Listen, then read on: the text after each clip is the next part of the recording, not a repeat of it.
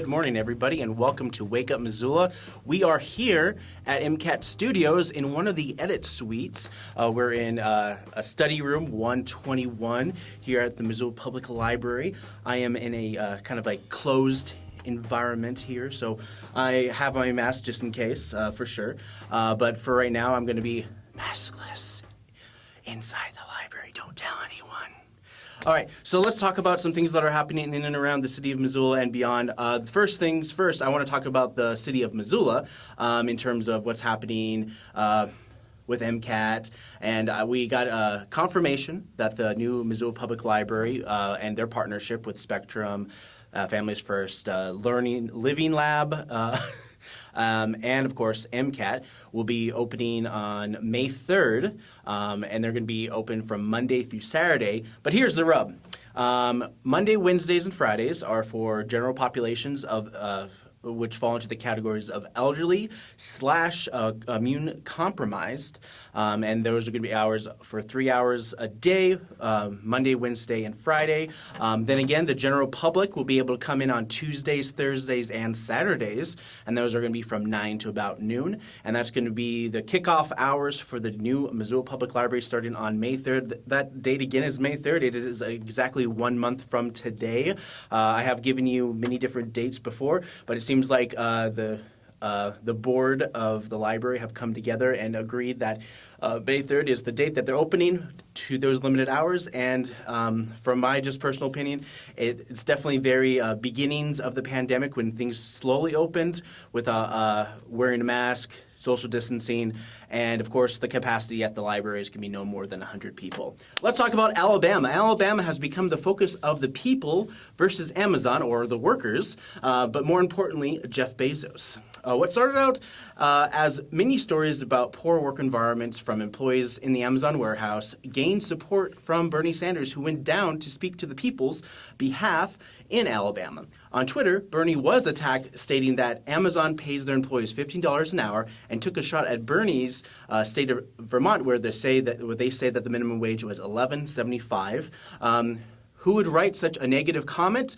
It wasn't an individual, it was Amazon itself. Amazon's Twitter decided to start attacking Bernie Sanders and Elizabeth Warren, who are showing support towards the Amazon workers, the 5,800 Amazon warehouse workers in Bessemer, Alabama. I'm sorry if I mispronounced it. This could open the way for unions to arise in many places that have Amazon warehouses. Amazon is the second largest private employer with over 800,000 people. It's basically, imagine like the whole state of Montana works for Amazon.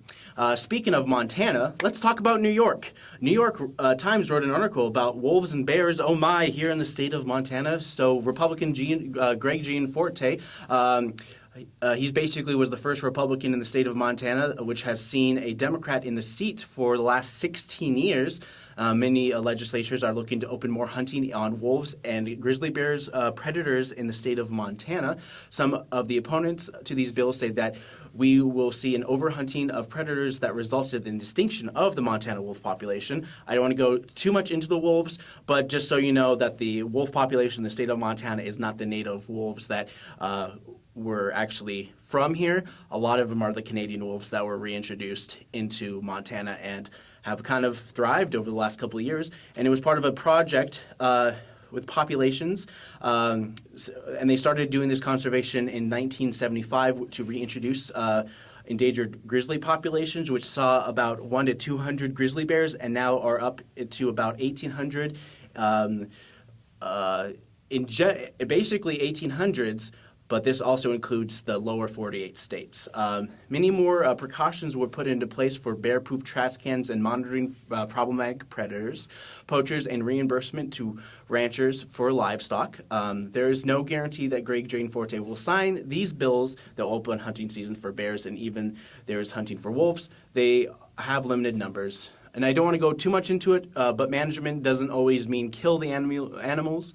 Food for thought. Let's see.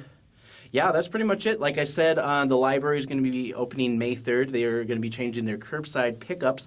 They're still doing a lot of their curbside pickup stuff, so their hours are going to change for that starting May 3rd. But for right now, you guys can pick up a book any day, Monday through Saturday. I believe it's going to be Roughly those hours, I believe it's like 10 to 4 p.m., but you might want to go to MissoulaPublicLibrary.org for more information.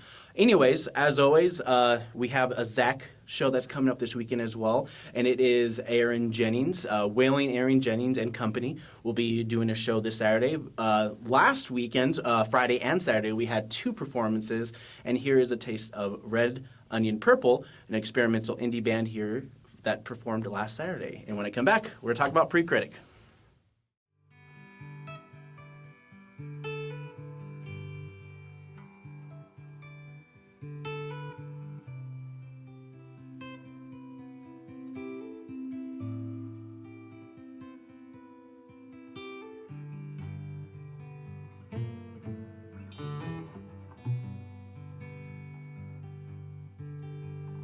Got me like a fish.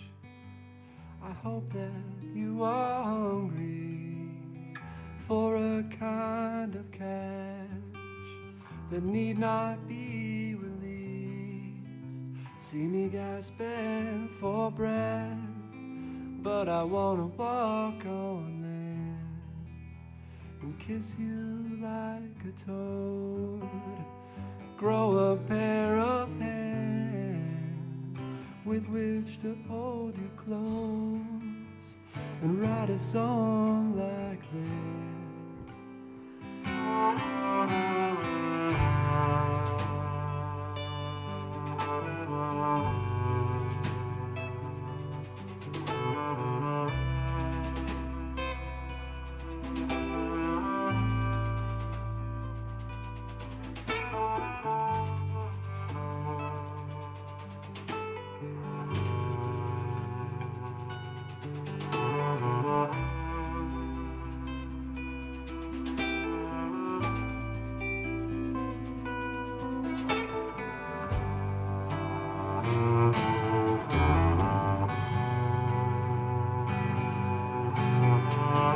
Love me like a ghost, too good to be real. Take me to your world, where anything is possible. In the game of love, there are no winning ends, but I'm not afraid to lose what I never really had. But please don't wake me up from a dream like this.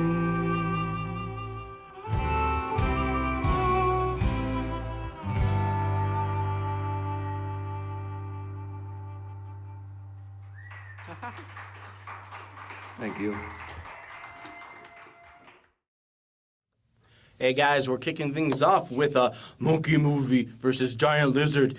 Welcome to the world where ideas are lost in Godzilla versus Kong. A lot of directors and producers are just like, you've run out of ideas when you have to put a big versus in the middle of the movie.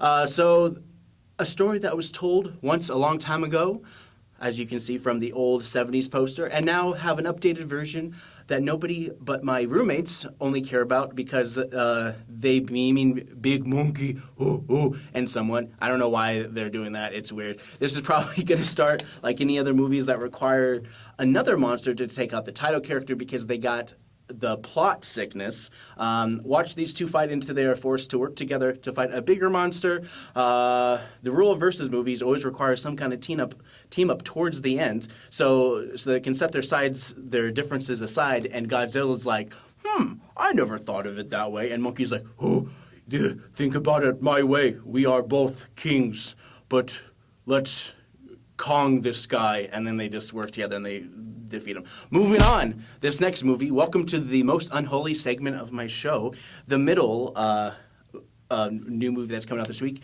The second Pre-Critic, and where I talk about most movies that seem stupid, but people will see because they want to escape for 2 hours or so. The Unholy. As a reporter, he comes to a small town where he investigates a girl who's performing miracles, and he's just like, I'm gonna crack this case. I'm sure it's she's full of BS, but then starts to see sorts of crazy stuff and just like, you know what? Maybe she is the Virgin Mary's, she was touched by the Virgin Mary and she has powers and stuff like that. And then he starts to learn even more horrible things happening. It's like everything is not quite what it seems. And so, but, like the title implies, this isn't a happy movie where someone is in a coma, fights for their chance to say God's not dead for Origins. This girl was touched by the devil, and only the reporter ain't drinking the Kool-Aid and must prove that this girl is a fraud before it's too late.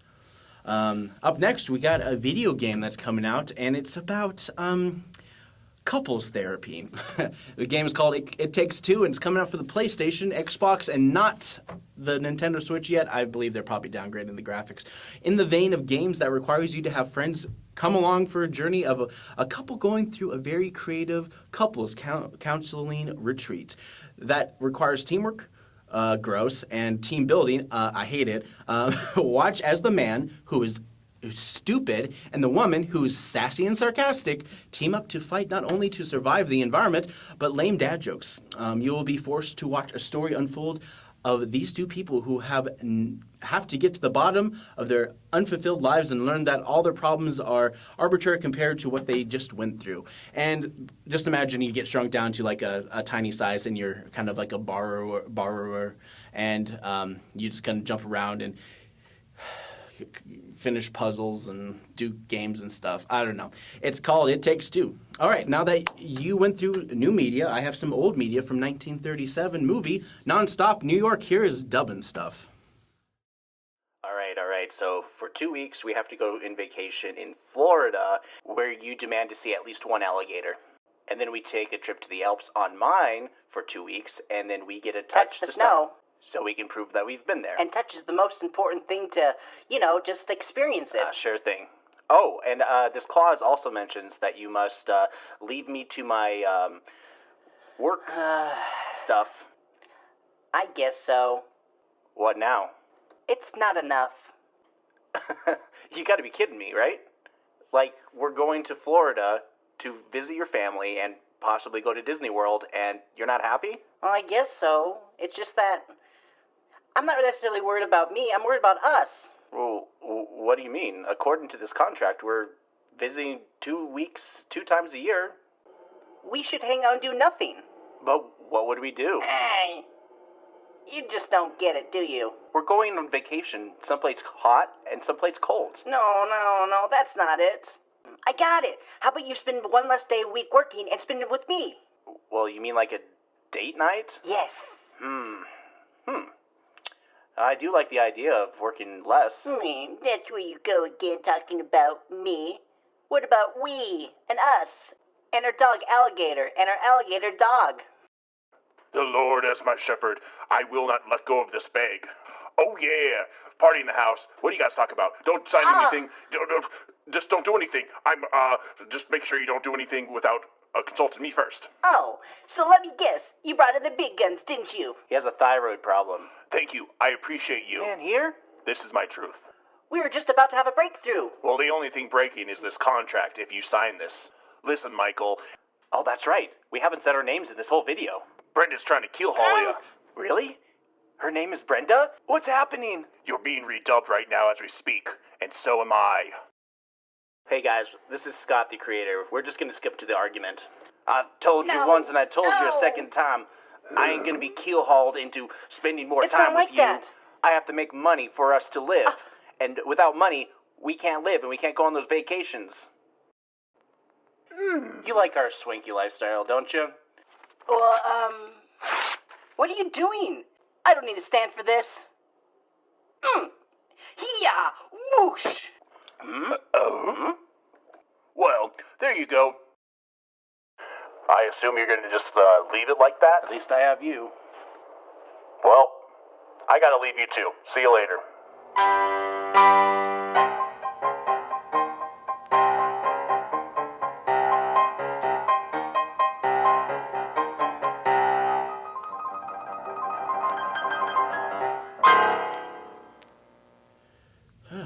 Hey guys, we're going to kick things off with a little city council.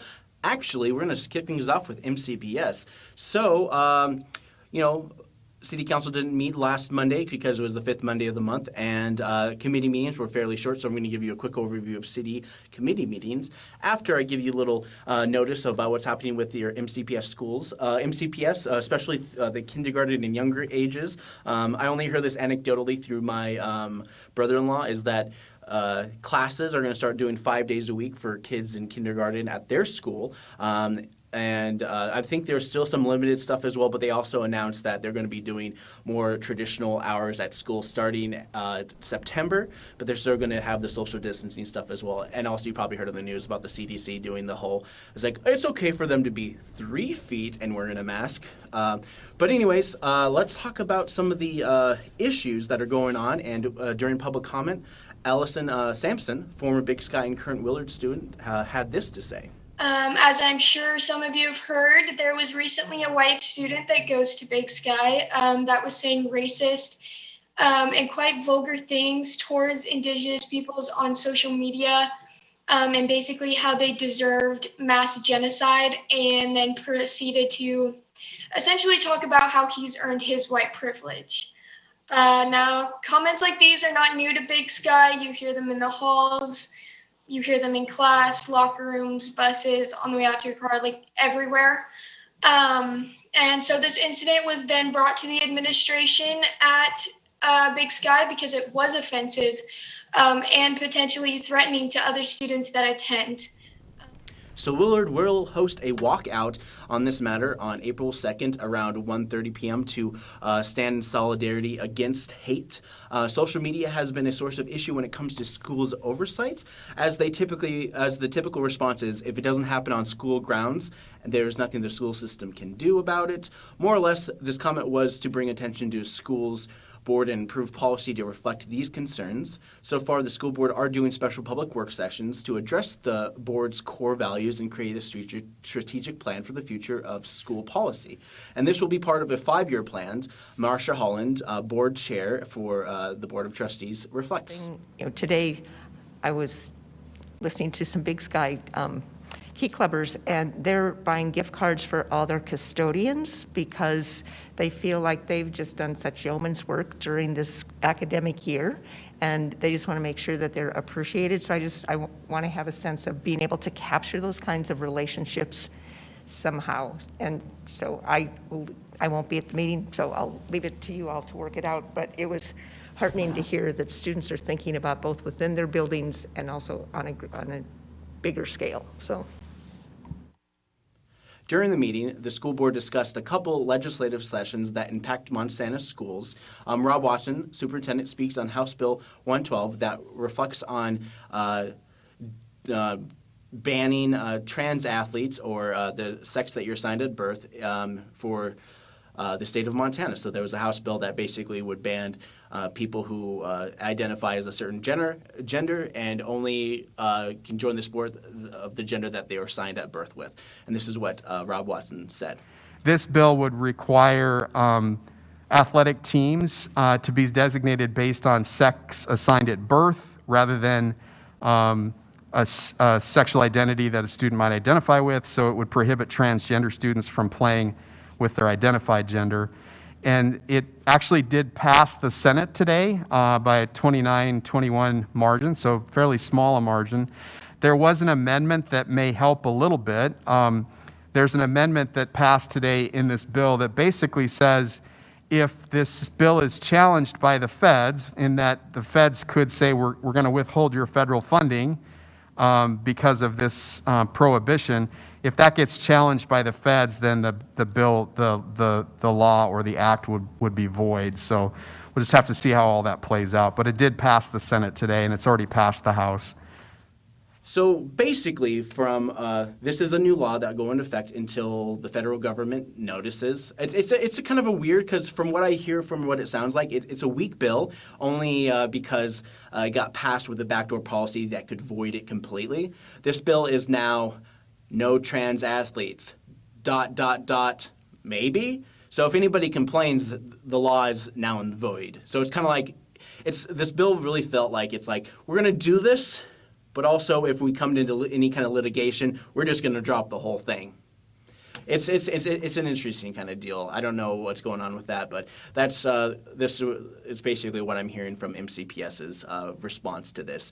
Moving on to some city stuff, we have a couple committee meetings on Wednesday, and let's kind of talk a little bit about those. And these were mostly the budget meetings, and they spoke about expenditures from 2020, and those reflected the police department, fire department costs incurred by COVID-19 related to medical care.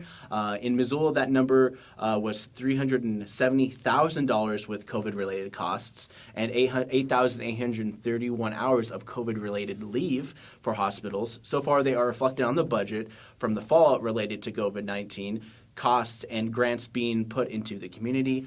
There are still grants being put in the community as late as November for some of those grants associated with child care programs. But let's not talk about the infrastructure bill that's also being proposed by Joe Biden and their group and being shopped around Congress and the Senate. This is going to be like a huge infrastructure bill in which they want to improve roads, bridges, water systems and stuff like that in a lot of communities. But let's not talk too much about that because we're going to talk about city council. And but there's also good news for you Missoulians out there is that from 2020 that the city of Missoula was $2,174,969,000 under budget. Net expenditures were $61 million, but you know, small victories. The next meeting, they did talk about parks and conservation. And this one is very interesting because they were talking about how the developer, while a neighborhood is developing, and they're creating a new park, and they're trying to work through an easement through the open space bond. And part of this is that when a neighborhood is fairly new and they don't initially have an HOA established, the developer is the one in charge of HOAs. Which is kind of weird, but in this case, it was kind of it was still within the developer in this particular area. But they're going to be basically building a kind of a neighborhood park.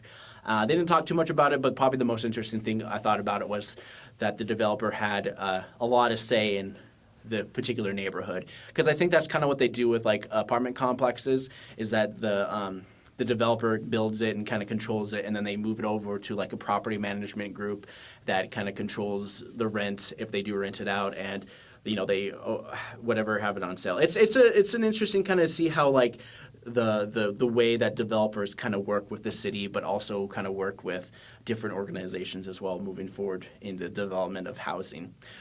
All right, so those the meetings were pretty light overall. I do have. I believe I am going to try to show you guys another video coming up as well, and we'll just have to see what it is. So, and then when I come back, we're going to talk a little bit more about MCAT stuff. So, stay with me. Hi, my name is Cindy Farr, and I'm the Incident Commander for the Missoula City County Health Department's COVID-19 response. Today's Thursday, March 25th, and this is our COVID briefing. We've had 8,619 cumulative positive cases in Missoula County to date, with 17 new cases since yesterday. We are continuing to see the case numbers coming in at between 15 and 30 cases a day for the last couple of weeks now. We've had 89 deaths associated with COVID-19, and we currently have 128 active COVID-19 cases, with 7 Missoula County residents hospitalized and 6 out-of-county residents hospitalized in Missoula County. And our average incidence per 100,000 people has been bouncing around a little bit, but it's holding at 16 right now. The state of Montana is reporting 103,830 cumulative COVID cases, which is up 174 new cases since yesterday. There are now 957 active cases with 48 hospitalizations across the state, and there have been 1,435 deaths related to COVID-19 statewide. The University of Montana has had 688 cumulative associated cases since the beginning of fall semester back in August, with no new cases reported since yesterday, and there are currently 5 active associated cases. To date, there have been 50,330 doses of COVID vaccine administered in Missoula County, with 17,994 people having received both the first and the second dose of vaccine. Today, I'm going to keep it short, and we'll talk about moving into the next phase of the vaccine plan, the identification of variants in Missoula County, and discussing the recruitment efforts for a new health department director. This coming Sunday, March 28th, Missoula County vaccine providers will be opening up vaccination appointments to the general public. So if you're 16 or over and you'd like to get scheduled for a vaccination appointment, please check out the website at covid19.missoula.co for available clinics, or you can call 258-INFO and select option number 3. We do ask that you reserve the phone option for those who may not have internet access or who may need some additional assistance in getting that appointment scheduled. We are seeing an increase in the vaccine that's coming into Missoula County, and we'll continue to provide public vaccination clinics at our Lucky's Market location over in Southgate Mall. And just a reminder, if you are between the ages of 16 and 18 and you would like to get vaccinated, you do need to have a parent with you. Next, I want to talk about variants. This week, 2 cases of a variant strain of COVID-19 were identified in Missoula County. The strain identified is a California variant B1429. According to the CDC, this variant is 20% more transmissible, and it's not as easily treatable as the original strain of COVID. This is particularly concerning as we are seeing an increase in COVID cases over the last couple of weeks. We've also seen our test positivity rate jump by 2% since last week, and we've recently seen more severe disease and hospitalization in younger age groups than what we've seen in the past. We've actually had a few cases of people in their 20s being hospitalized from COVID complications this week. So this is just to serve as a reminder that while we're increasing our vaccination rates for COVID-19, we are continuing to see cases of COVID as well. And so it's still really important that you continue practicing those prevention measures, maintaining social distancing, wearing a mask when you're in public, wash your hands frequently, and please get tested if you do develop symptoms. Last, I just want to let everyone know that our health officer and health department director announced her plans for retiring this summer after more than 30 years of work with the health department. And so recruitment has been underway for her replacement. This week, the final 4 candidates have spent some time meeting with community partners, elected officials, and some of us here at the health department. They will each be interviewed by the Board of Health tomorrow, Friday, March 26th, and they plan to make a final decision after their interviews have been conducted. Those interviews are available for the public to view via Microsoft Teams meeting, which is just the same as how they conduct their regular Board of Health meetings. So that is it for today. As always, you can subscribe on YouTube under my name, Cindy Farr. That's CindyFarr. You can click that notification bell so you get notified when additional videos are uploaded. You can check out our website at MissoulaInfo.com for lots of great information there. You can also go to covid19.missoula.co if you would like information on how to schedule a vaccination appointment. Follow us on Facebook at the Missoula City County Health Department's Facebook page. And if you need assistance scheduling an appointment, you can call 258-INFO and select option number 3. If you would like to schedule a COVID test, you can also call that 258-INFO number and they can help you schedule a test there. So until next week, everybody, stay healthy. Hey guys, welcome back. Let's talk about some events that are happening within the city of Missoula. It's time for your MissoulaEvents.net time. So if you are interested in learning about Missoula events, you can go to MissoulaEvents.net. It is a great resource for just kind of what's happening in the city of Missoula. And I'm kind of vamping here while I'm loading the page.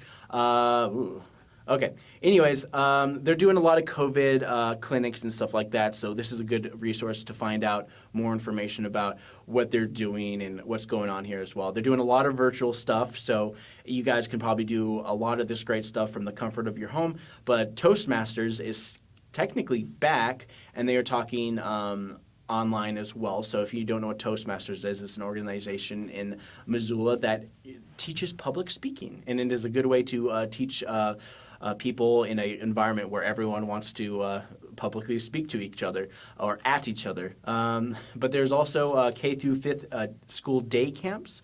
So if you don't have school on certain days because of spring break and everything kind of thing, the University of Montana is hosting a kindergarten through 5th school day camps. You can look at more information at Missoula Events. Let's see. Zach is also doing an art academy for some classes starting on Friday as well in the morning. yeah, this is for kids aged 6 to 12, and it's $20 per day with full scholarships available. And this is a Monday through Friday deal from 9 a.m. to 3 p.m. So if you're looking for your kids to do some art and have a place for them to use their time rather than just having somebody watch them, you also have them pick up a skill as well. And, Zach is also doing those social distancing sessions. I've been speaking with Zach, and April will be their last social distancing sessions for a while because they're going to take off the month of May.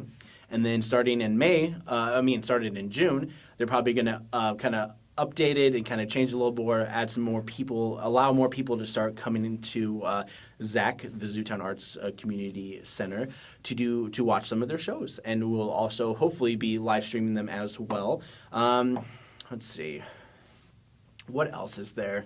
There's just a couple things going on here. Sparks Creativity at Home. They're doing some virtual classes online as well, starting at noon today. I'm taping this on Thursday, so I have to look at Friday stuff. But the Clay Studio of Missoula is doing a pot sketch online auction and virtual event, so that's going to be cool, starting at noon today. You got Grizz Softball versus Sacramento State Hornets at the University of Montana starting at 1 in the afternoon. Spectrum is doing a free curbside science kit pickup starting at 1 p.m. in the afternoon. They have young adult writers at the Missoula Public Library. Starting at 3:30 p.m. It's virtual. Let's see. Pot sketch auction preview exhibition, 5 p.m. at the Clay Studio. It is Friday, and so they're going to be having it is first Friday of the month, so a lot of art is happening for your first Friday.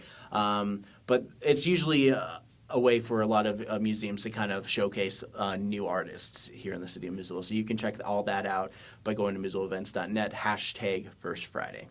All right, so let's talk a little bit about Saturday as we are slowly warming up and moving on and potentially going into the marketplaces, because last summer we had a pretty rough time with limited access to the farmers market and the people's market. But the winter's market is still kicking off at the Southgate Mall. The former Lucky's Market hosts a winter's market, and you guys can go there on Saturdays from 9 to about 1 p.m. What else is there? I believe I don't know if Orchard Home still does. It doesn't say it's on here as well.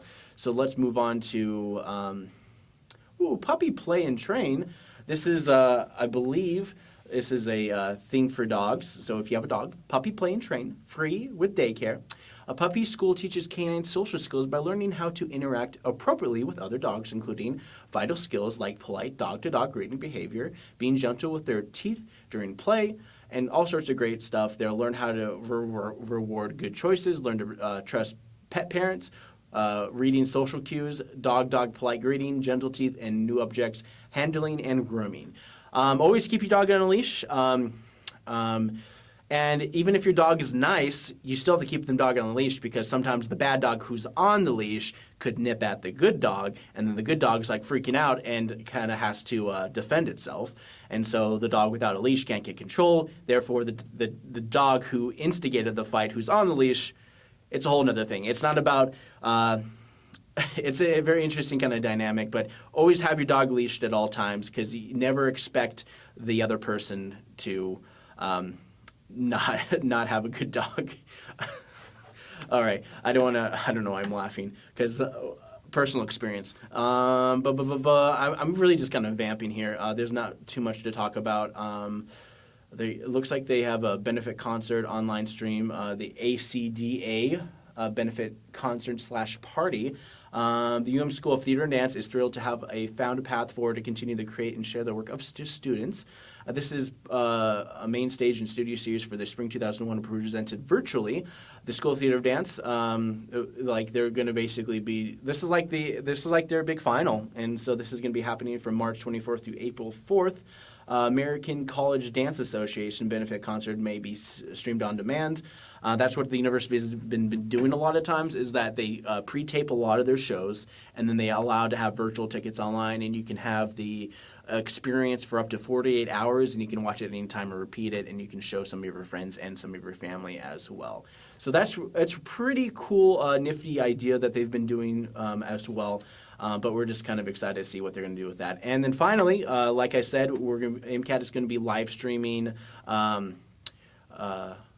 wailing Aaron Jennings.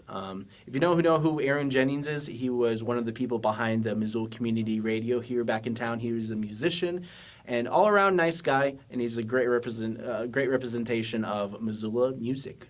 So yeah, you get to watch that on Saturday night. All right, what else can I keep talking about? No, I'm going to end it there. I'm sorry. But there's always a lot going on here. You can go to MissoulaCurrent.com. You can go to Missoulian, NPR. You can find out just a bunch of things that are happening in and around the city of Missoula. It's interesting that they are talking about us on the New York Times. It's a pretty interesting article where it kind of goes deep dive into some of the history of overhunting in the state of Montana, and then kind of leans one way, but it is an interesting read regardless of that.